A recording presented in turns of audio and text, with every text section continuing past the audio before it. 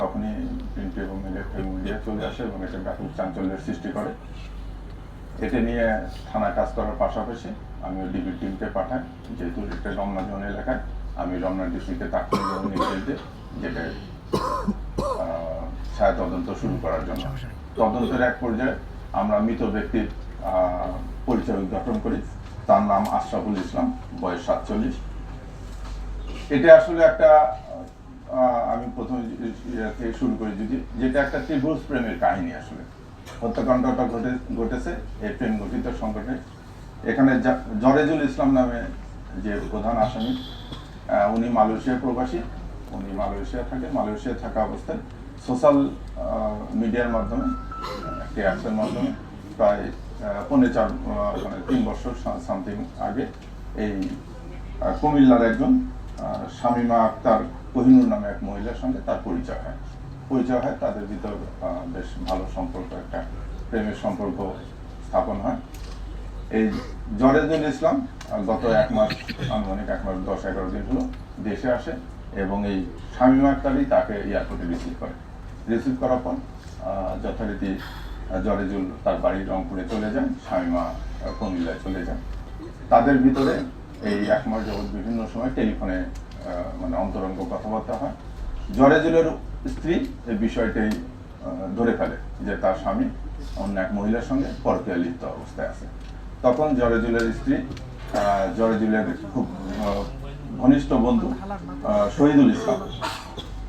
আশরাফুল ইসলামের সহায়তা চায় এবং আশরাফুল ইসলামকে এই শামিমা কোহিনুরের নাম্বারটা দিয়ে বলে যে তাকে একটু বোঝান যে সে যেন আমার স্বামীর এখান থেকে এই পথ থেকে চলে আসে, কারণ আমার স্বামীর সন্তান আছে, আমার সংসার আছে।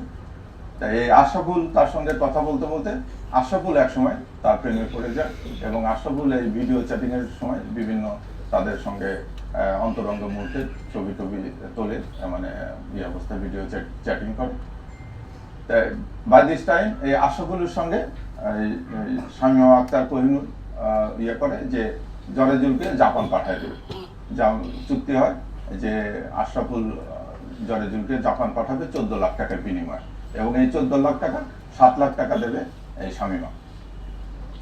এই কথা অনুযায়ী তারা বলে যে আমরা এই টাকা নেওয়ার জন্য এবং জাপান যাওয়ার প্রসেস শুরু করার জন্য তার 2 বন্ধুকে জরেজুল এবং আশরাফুলকে থেকে আসতে বলে, রংপুর থেকে আসতে বলে। কোহিনুর আসে, এই শামিমাও আসে।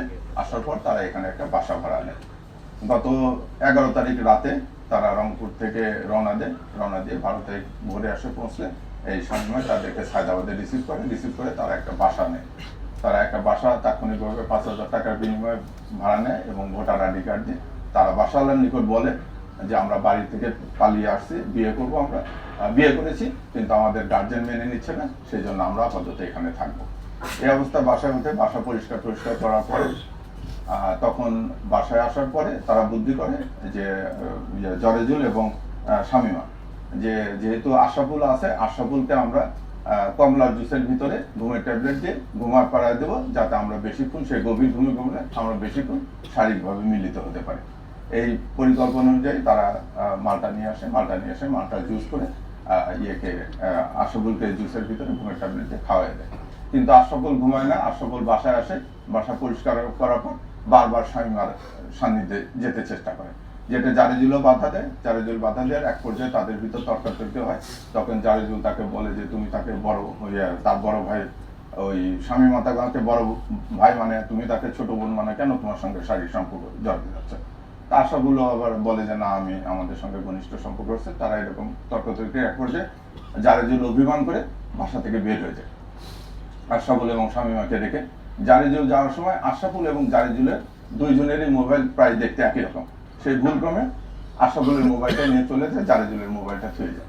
সেই অবস্থায় যে ঘন্টাখানিক খোঁজার পর সে সিদ্ধান্ত নেয় সে বাড়িতে চলে যাবে। সে ফোন করতে যেয়ে দেখে যে ফোনটা হচ্ছে আশরাফুলের।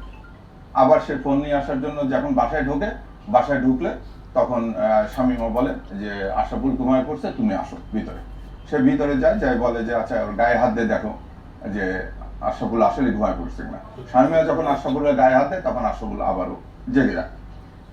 একটু তন্দ্রাচ্ছন্ন ছিল বোধহয়। জেগে গেলে পরে সে কি করে মানে বিকৃত রুচিতে ইয়েকে শারীরিক সম্পর্ক স্থাপনের জন্য শামীমাকে জোর করতে থাকে।